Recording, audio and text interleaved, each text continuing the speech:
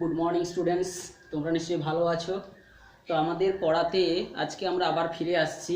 আমরা অষ্টম শ্রেণীর পড়াতে আমরা যে চ্যাপ্টারটা পড়াচ্ছিলাম সেটা হচ্ছে কি না, স্পর্শ ছাড়া ক্রিয়াশীল বল। তো আমরা বল সম্পর্কে এর আগের ক্লাসটাতে অর্থাৎ আগের যে চ্যাপ্টারটাতে আমরা পড়েছি, সেখানে বল আমরা প্রধানত 4 প্রকার ভাবে ভাগ করে তার মধ্যে আমরা এক প্রকার বলের কথা একটু জেনেছি। সেই 4 প্রকার বল যেটা আমরা পড়েছি, সেই 4 প্রকার বল কি কি পড়েছি আমরা না, 1 নম্বর পড়েছি হচ্ছে কি মহাকর্ষ বল, 2 নম্বর মহাকর্ষ বা অভিকর্ষ, আর হচ্ছে কি মহাকর্ষ ও অভিকর্ষ বলি। এছাড়া কি ইলেকট্রোম্যাগনেটিক ফোর্স। 3 নম্বর এক প্রকার বল কি, যে নিউক্লিয়ার ফোর্স বা স্ট্রং ফোর্স, নিউক্লিয়ার যে বল 4 প্রকার বলছি, নিউক্লিয়ার ফোর্স আর হচ্ছে কি উইক ফোর্স। তো এই 4 প্রকার বলের মধ্যে এই সবগুলো বলই কিন্তু প্রকৃতপক্ষে স্পর্শ ছাড়া ক্রিয়াশীল বল, বোঝা গেছে। তো আমরা এই চ্যাপ্টার যেটা পড়তে যাচ্ছি সেটা হচ্ছে কি বেসিক্যালি মহাকর্ষ ও অভিকর্ষ, এই বলটাকে আমরা আজকে আলোচনা করব।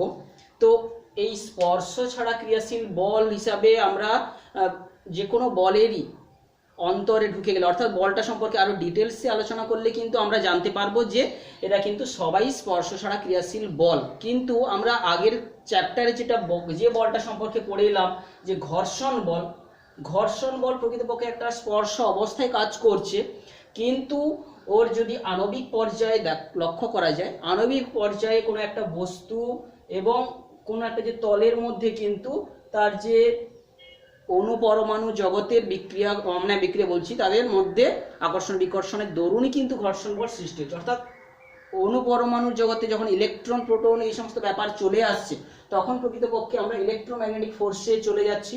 অর্থাৎ ঘর্ষণ বল যেটাকে আমরা স্পর্শ অবস্থায় কাজ করতে হয় বলে বলেছি, তো সেটা কিন্তু একটা প্রকৃতপক্ষেও কিন্তু স্পর্শহীন বল।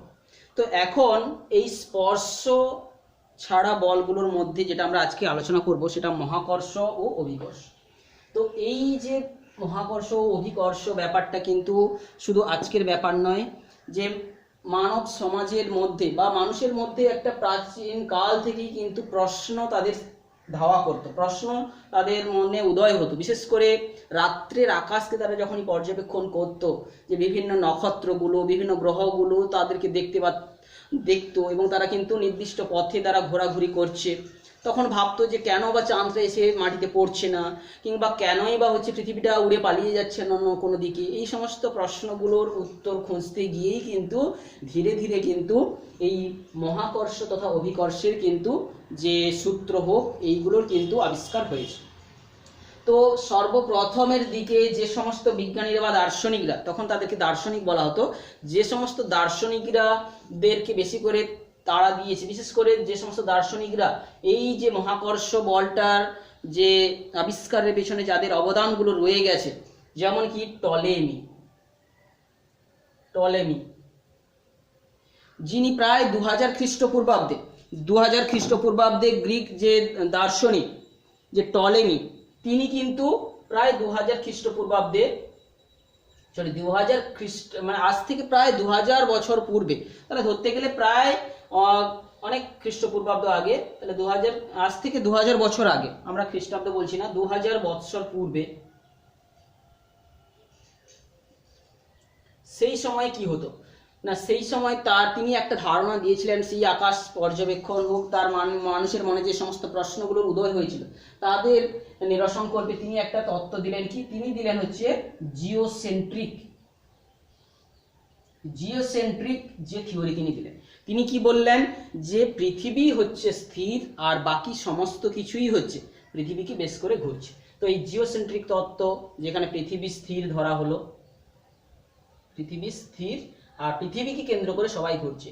আর এই জিওসেন্ট্রিক তত্ত্বে আর একটা মূল বিষয় ছিল যে সমস্ত কিছুই হচ্ছে কিনা বৃত্তাকার পথে ঘুরছে, অর্থাৎ সার্কুলার পথে ঘুরছে, বৃত্তাকার পথ সবার ধরে নেওয়া হলো। তো টলেমি প্রায় 2000 বছর পূর্বে এইরকম একটা তত্ত্ব প্রথম খাড়া হলো। তো এই তত্ত্বটা প্রায় 400-500 বছর ধরে থাকার পরে 500 খ্রিস্টাব্দের দিকে অর্থাৎ আমাদের ভারতীয় দার্শনিক যে আর্যভট্ট,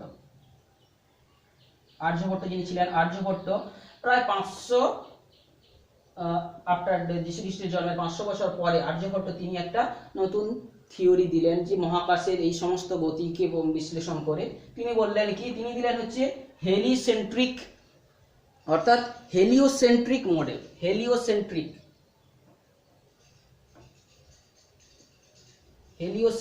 মডেল, জিওসেন্ট্রিক মডেল দিয়েছিলেন, ইনি দিলেন হচ্ছে জিওসেন্ট্রিক মডেল। তো এরা যেহেতু এরা ভিন্ন যুগের দার্শনিক, তো এরা স্বতন্ত্রভাবেই কিন্তু এই মডেলটা তারা রিপ্রেজেন্ট করেছিলেন। এবং তিনি হেলিওসেন্ট্রিক অর্থাৎ তিনি এখানে কি বললেন না, সূর্য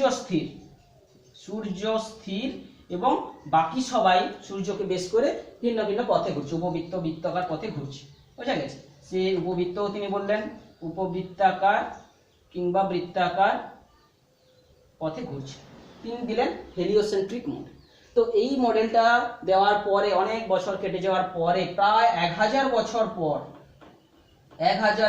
পর, কারণ বিজ্ঞানের যে অগ্রগতি কিন্তু তৎকালীন সময়ের যে রাজনৈতিক প্রেক্ষাপট দ্বারা কিন্তু ভালোভাবে বিশেষভাবে কিন্তু প্রভাবিত হয়েছে। যে সমস্ত রাজা কিংবা সম্রাট কিংবা সুলতান থেকে শুরু করে ফেরাওরা যারা রাজত্ব করছিলেন সেই সময় ভারতে কিংবা বিভিন্ন মানে পৃথিবীর বিভিন্ন জায়গায়, তারা কিন্তু বিজ্ঞানকে যেভাবে তারা এগিয়ে নিয়ে যাওয়ার জন্য সচেষ্ট হয়েছেন সেই রকম ভাবেই কিন্তু বিজ্ঞান ডেভেলপ করেছে, বোঝা গেছে।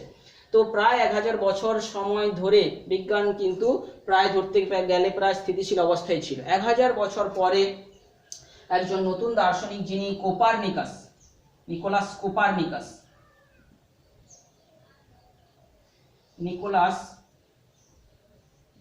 নিকোলাস কোপারনিকাস তিনি কিন্তু এই হেলিওসেন্ট্রিক মডেলকে তিনি কিন্তু সমর্থন করলেন।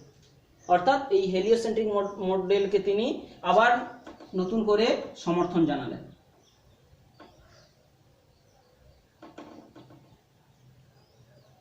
এই নতুন মডেলটাকে তিনি সমর্থন করলেন। অর্থাৎ তিনি এখানেই বললেন কি, সেই সূর্য স্থির এবং ভিন্ন ভিন্ন গ্রহগুলো তার চারপাশে ঘুরছে। এই যে নিকোলাস কোপারনিকাস, আমাদের তাদের জন্মসালটা যদি দেখি 1673 থেকে আমাদের প্রায় হচ্ছে 1543 1473 থেকে 1543 খ্রিস্টাব্দের সময় আবির্ভূত হওয়া যে দার্শনিক, তিনি কিন্তু সেই আর্যভট্টের দেওয়া হেলিসেন্ট্রিক যে মডেলকে তিনি সমর্থন জানালেন। এবং এই কোপারনিকাসের দেওয়া মতের উপর ভিত্তি করে কিন্তু অনেক দ্বন্দ্বের উদ্ভব ঘটেছে। কারণ আমরা জানি যে তৎকালীন সময়ে পোপ, পাদ্রী অর্থাৎ যারা ধর্মীয় গুরুদের আবির্ভাব ঘটে গেছিল, তাদের দেওয়া মতটাই কিন্তু সর্বজন স্বীকৃত ছিল। তো সেই রকম ভাবে তিনি কিন্তু এটাকে সমর্থন করেন। এবং সেখান থেকে কোপারনিকাসের পরে আমরা জানবো ইতালীয় বিজ্ঞানী গ্যালিলিও, যিনি কিনা 1564 থেকে 1642 খ্রিস্টাব্দ পর্যন্ত যার জীবনকাল ছিল, তিনি কিন্তু এই মতটাকে সমর্থন করছিলেন এবং বিভিন্ন ভিন্ন পরীক্ষা নিরীক্ষার মাধ্য দিয়ে তিনি বোঝাতে চেয়েছিলেন এইটা যে সত্য। অর্থাৎ তিনি আবিষ্কার করেছিলেন হচ্ছে দূরবীন, মহাকাশ পর্যবেক্ষণ করার জন্য দূরবীন প্রথম তিনি তৈরি করেছিলেন। এবং তিনি দূরবীক্ষণ যন্ত্র তৈরি করেছিলেন। তাছাড়া তিনি যে একটা বিশেষ পরীক্ষার মাধ্যমে পৃথিবী পৃষ্ঠে অভিকর্ষজ ত্বরণ, অর্থাৎ একটা যে ত্বরণ সমস্ত কিছুই তিনি বলছিলেন যে পৃথিবীর উপরে অবস্থিত বা পৃথিবীর দিকে সমস্ত কিছুই যে একটা ত্বরণ নিয়েই পড়ছে, এবং সেই ত্বরণটার মান তিনি নির্ণয় করেছিলেন। অভিকর্ষজ ত্বরণের মান পৃথিবী পৃষ্ঠে তিনি নির্ণয় করেছিলেন। একটা আনত তলে বস্তুর গড়ন পর্যবেক্ষণ দ্বারা পরীক্ষা করে তিনি সেখানে কিন্তু ত্বরণ নির্ণয় করেছিলেন। অর্থাৎ তিনি বলেছিলেন কি, পৃথিবীর দিকে সমস্ত বস্তু একটা নির্দিষ্ট ত্বরণ নিয়ে তিনি পড়ছেন। তিনি একটা তত্ত্ব তিনি প্রমাণ করেছিলেন। এবং এই গ্যালিলিওর পরবর্তীকালের বিজ্ঞানীরা বা সমসাময়িক বিজ্ঞানীরাও কিন্তু এই নিকোলাস কোপারনিকাসের মতকে সঠিক প্রমাণ করার জন্য কিন্তু তারা প্রচেষ্টা তারা চালিয়ে গেছেন। যেমন করে কেপলার যে দার্শনিক বা বিজ্ঞানীর আসার আগেই আরো একজন বিজ্ঞানী ছিলেন টাইকো ব্রে বলে একজন বিজ্ঞানী,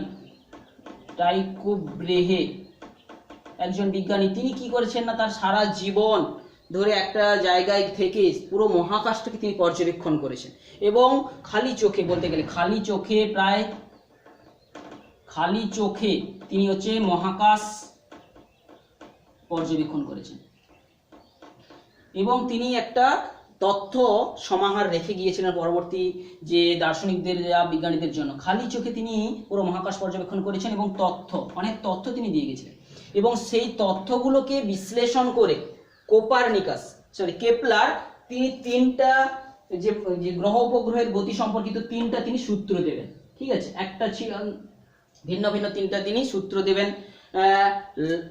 সেই তিনটা সূত্র সম্পর্কে আমরা পড়ব এবং এই সূত্রগুলো যখনই দিচ্ছিলেন তৎকালীন সময়ে আরেকজন বিজ্ঞানী দিচ্ছিলেন নিউটন।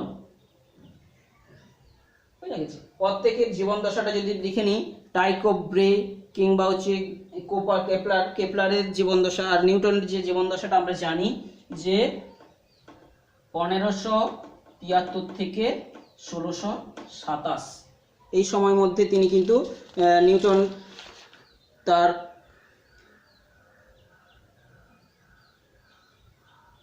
নিউটন 1643 থেকে 1727 এই সময়ের মধ্যে তিনি এই গ্যালিলিওর দেওয়া যে তথ্যগুলো যিনি নির্ণয় করেছিলেন, যে অভিকর্ষজ ত্বরণের মানটা তিনি নির্ণয় করেছিলেন এবং বলেছিলেন পৃথিবীর দিকে সমস্ত কিছুই ত্বরণ নিয়ে পড়ছে। কিন্তু নিউটন যখন এইখানে একটা পরীক্ষা তিনি অ্যারেঞ্জ করেছিলেন এবং তিনি নির্ণয় করেছিলেন হচ্ছে চন্দ্রের ত্বরণ। হ্যাঁ আচ্ছা ঠিক আছে, চন্দ্রের ত্বরণ তিনি নির্ণয় করেছিলেন এবং সেই চন্দ্রের ত্বরণ অর্থাৎ চন্দ্রটা পৃথিবীকে সার্কুলার পথে অর্থাৎ বৃত্তাকার পথে ঘুরছে ধরে নিয়ে তিনি চন্দ্রের ত্বরণ নির্ণয় করেছিলেন, অর্থাৎ চন্দ্রের ব্যাসার্ধ অর্থাৎ যে বৃত্তাকার পথে ঘুরছে চন্দ্রের ব্যাসার্ধ এবং যে চন্দ্রের গতিবেগ, এই চন্দ্রের গতিবেগটাকে তিনি 2πrm কে নির্ণয় করেছিলেন। এখানে তিনি 4π²rm/t² এই সূত্র দিয়ে তিনি কিন্তু বের করেছিলেন। অর্থাৎ চন্দ্র যদি বৃত্তাকার পথে ঘোরে এবং বৃত্তের যদি ব্যাসার্ধটা rm হয় এবং যে সময়কাল কত সময় অন্তর চন্দ্রটা পৃথিবীকে প্রদক্ষিণ করছে, প্রায় 27.3 দিনে পরিক্রমণ করে আসছে। অর্থাৎ টাইম পিরিয়ডে তিনি সময়ের জায়গায় এই মানটা এবং এই যে চন্দ্রের ব্যাসার্ধ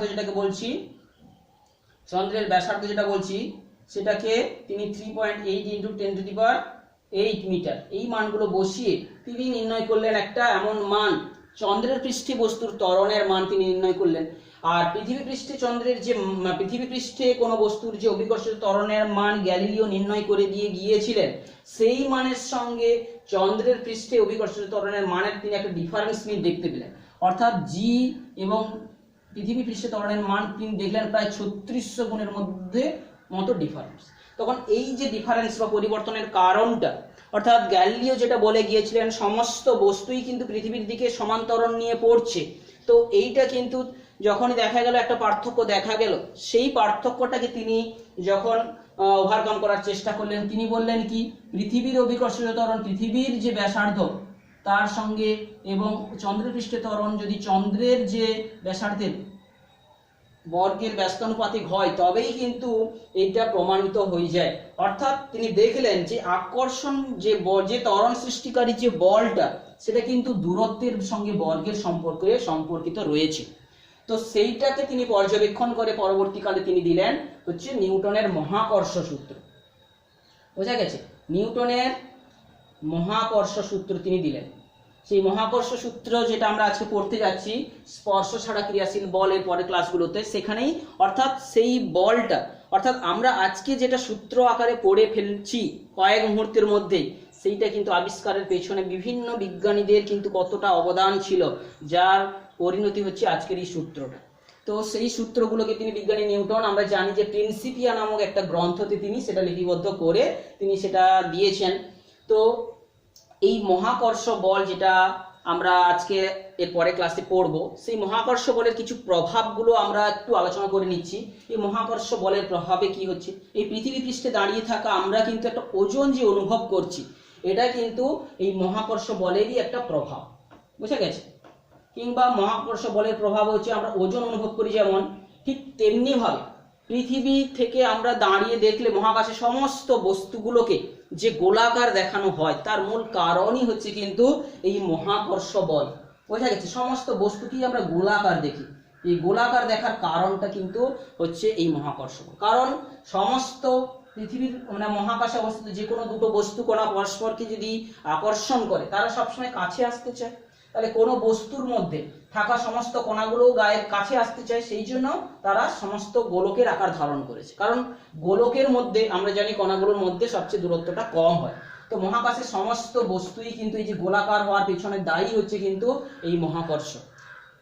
কিংবা এই মহাবিশ্বে যত সমস্ত কিছু রয়েছে, এই সূর্য, পৃথিবী, চন্দ্র, কিংবা এই যে নক্ষত্রপুঞ্জ, যেই স্পাইরাল নক্ষত্রপুঞ্জে আমরা বসবাস করছি, সেখানে প্রায় 10⁻11 সংখ্যক নক্ষত্র রয়েছে এবং তারা নির্দিষ্ট পজিশনে থেকে তারা কিন্তু সবাই আবর্তন করে যাচ্ছে। অর্থাৎ এই মহাকর্ষ বলটা কিন্তু পুরো বিশ্ব ব্রহ্মাণ্ডটাকে কিন্তু চালিত করছে। তো এই মহাকর্ষ বলের আরো একটা গুরুত্বপূর্ণ প্রভাব যেটা আমরা বলতে পারি সেটা হচ্ছে কি, এই যে সূর্যের যে তাপ বা সূর্যের আলো, এটা কিন্তু মূল দায়ী হচ্ছে কিন্তু মহাকর্ষ, সূর্যের গ্র্যাভিটেশনাল পুল। তো সূর্যের মধ্যে থাকা সমস্ত কণাগুলোকে কিন্তু পরস্পর আকর্ষণের জন্য কিন্তু পরস্পর কেন্দ্রের দিকে যেতে চাইছে, এবং যখনই তারা কেন্দ্রের দিকে যেতে চাইছে এখানে একটা চাপ সৃষ্টি হচ্ছে অভিকর্ষের মানে সূর্যের যে গ্র্যাভিটেশনাল পুলের দরুন একটা চাপ সৃষ্টি হচ্ছে এবং সেই অত্যন্ত চাপের জায়গায় একটা তাপ সৃষ্টি হচ্ছে, এবং তাপমাত্রা প্রচুর বাড়ছে। সেই তাপমাত্রা অত্যন্ত উচ্চ তাপমাত্রায় কি হয় না, আমরা একটা বিশেষ প্রকারের বিক্রিয়া ঘটে যায়, নিউক্লিয়ার ফিউশন।